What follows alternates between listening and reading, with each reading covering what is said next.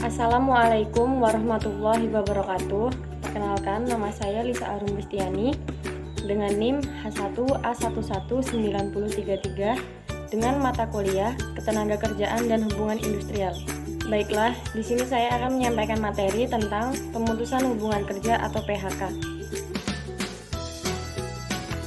PHK atau pemutusan hubungan kerja adalah pengakhiran hubungan kerja karena suatu hal tertentu yang mengakibatkan berakhirnya hak dan kewajiban antara pekerja atau buruh dan pengusaha. Pemutusan hubungan kerja atau arti PHK adalah acuan untuk pengakhiran kontrak karyawan dengan perusahaan. Menurut Undang-Undang Ketenagakerjaan Nomor 13 Tahun 2003, Bab 1 Pasal 1 Ayat 25, PHK artinya yaitu sebagaimana dijelaskan berikut ini. Seorang karyawan dapat diberhentikan dari pekerjaan atas kehendaknya sendiri atau mengikuti keputusan yang telah dibuat oleh atasannya. Jenis-jenis PHK. 1. Jenis PHK sukarela. PHK yang terjadi karena pengunduran diri oleh buruh tanpa paksaan dan tekanan, habisnya masa kontrak, tidak lulus masa percobaan atau probation, memasuki usia pensiun, dan buruh meninggal dunia. 2. PHK tidak sukarela. Pemutusan hubungan kerja ini terjadi ketika perusahaan memberhentikan atau memecat karyawan. Perusahaan yang melakukan biasanya mengurangi biaya operasional dan menstruktur ulang perusahaan agar dapat bertahan. Dalam keadaan seperti ini, perusahaan diharuskan memberi sejumlah imbalan atau pesangon kepada karyawan sesuai dengan Undang-Undang Ketenagakerjaan.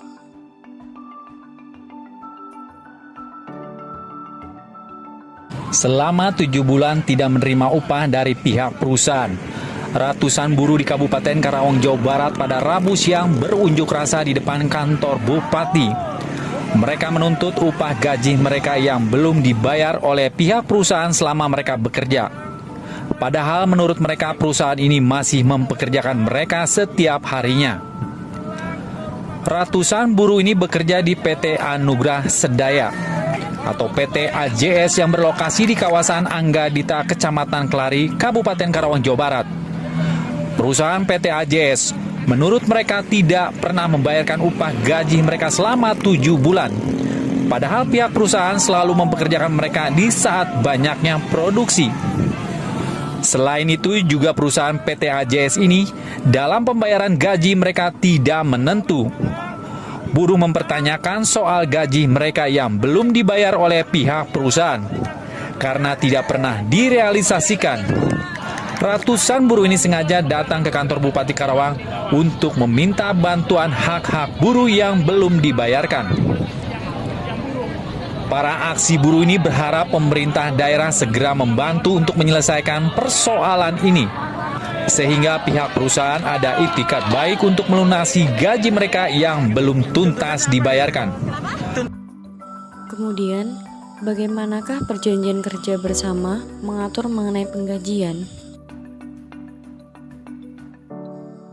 Berdasarkan pasal 14 ayat 3 Permenaker nomor 1 tahun 1999, peninjauan besarnya upah pekerja dengan masa kerja lebih dari 1 tahun dilakukan atas kesepakatan tertulis antara pekerja atau serikat pekerja dengan pengusaha. Kesepakatan tertulis tersebut ditempuh dan dilakukan melalui proses perundingan bipartit antara pekerja atau serikat pekerja dengan pengusaha di perusahaan yang bersangkutan. Dari perundingan bipartit tersebut, kemudian melahirkan kesepakatan yang selanjutnya kesepakatan tersebut dituangkan secara tertulis dalam peraturan perusahaan atau PP atau perjanjian kerja bersama atau PKB. Lalu, apakah kita bisa mengajukan keluhan terhadap perusahaan yang terlambat membayar upah tiap bulannya atau bila kita tidak mendapat upah seperti yang dijanjikan? Tentu saja bisa. Dalam pasal 88A ayat 6 Undang-Undang Nomor 11 Tahun 2020 tentang Cipta Kerja ditulis bahwa pengusaha yang karena kesengajaan atau kelalaiannya mengakibatkan keterlambatan pembayaran upah, dikenakan denda sesuai dengan presentasi tertentu dari upah pekerja. Lalu, bagaimana bila perusahaan terlambat memberi upah? Apakah perusahaan akan dikenakan sanksi? Dalam pasal 88A ayat 6 Undang-Undang Nomor 11 Tahun 2020 tentang Cipta Kerja, pengusaha atau perusahaan yang karena kesengajaan atau kelalaiannya mengakibatkan keterlambatan pembayaran upah dikenakan denda sesuai dengan presentasi tertentu dari upah pekerja.